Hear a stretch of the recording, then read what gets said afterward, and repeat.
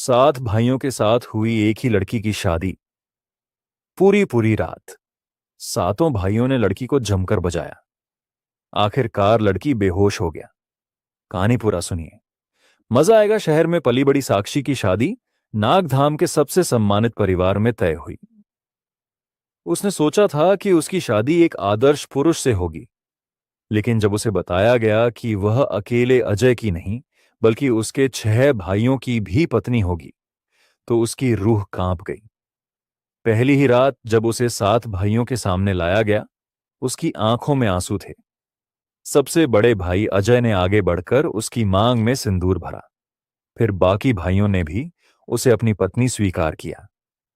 साक्षी का मन विद्रोह कर रहा था, लेकिन यह जगह ऐसी थी जहां औरतों के पास कोई हक नहीं था।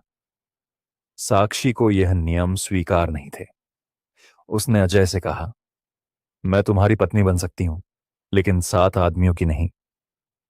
यह सुनकर वहां सन्नाटा छा गया।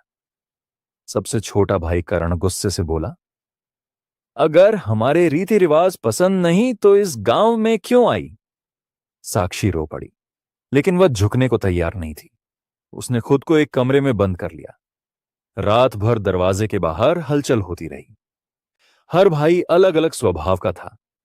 अजय सबसे बड़ा, जिम्मेदार और गंभीर, चाहता था कि साक्षी खुश रहे, लेकिन परंपराओं को तोड़ नहीं सकता था। विक्रम दूसरा भाई, कठोर और गुस्सैल, मानता था कि साक्षी को उनके हिसाब से चलना होगा। समीर तीसरा, चुप और रहस्यमय, कुछ नहीं बोला, लेकिन उसकी आंखों में कुछ ऐसा था जो साक्षी को बेचैन कर देता था। रवि चौथा, रोमांटिक और कवि हृदय। उसने साक्षी को समझाने की कोशिश की, लेकिन खुद भी उलझा हुआ था। करण पांचवां, गुस्सैल और जिद्दी, हमेशा साक्षी से भिड़ने को तैयार रहता था। दीपक छठा, शांत और समझदार, चाहता था कि साक्षी को समय दिया जाए। नील सबसे छोटा, मासूम और साक्षी का हमदर्द, उसकी तकलीफ को सबसे ज्यादा महसूस करता था। धीरे धीरे साक्षी को समझ आया कि हर भाई अलग अलग स्वभाव का है, लेकिन उसकी नफरत सबसे ज्यादा विक्रम और करण से थी। वे उसे सिर्फ एक वस्तु समझते थे, लेकिन दीपक और नील उसकी तकलीफ को समझते थे। एक दिन साक्षी को चोट लग गई तो सबसे पहले अजय उसके पास आया। उसने धीरे से उसके घाव पर मरहम लगाया और कहा, तुम इस गांव की रीतियों से लड़कर खुद को तकलीफ मत दो। साक्षी की आंखें छलक आईं। अजय का स्वर कोमल था, लेकिन सबसे ज्यादा हलचल उसके मन में समीर को लेकर थी। वह चुप रहता था, लेकिन उसकी आंखों में कुछ ऐसा था जो साक्षी को खींचता था। गांव में एक रात हमला हुआ।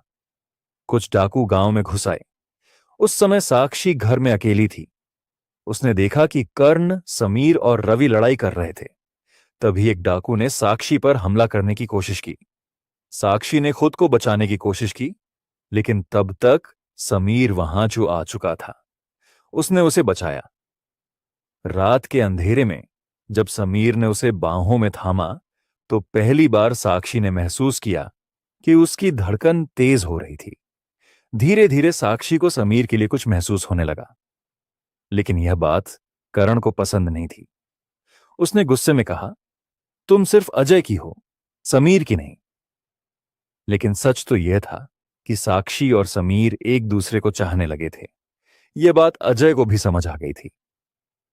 एक दिन साक्षी ने सबके सामने कहा, मैं किसी और लड़की के साथ ऐसा अन्याय नहीं होने दूंगी। यह परंपरा बदलनी होगी। विक्रम गुस्से से पागल हो गया। करण ने धमकी दी कि अगर साक्षी ने और कुछ कहा तो अंजाम अच्छा नहीं होगा, लेकिन अजय ने उसका साथ दिया। उसने पूरे गांव के सामने ऐलान किया, अब से हर लड़की को हक होगा कि वह सिर्फ एक आदमी से शादी करे।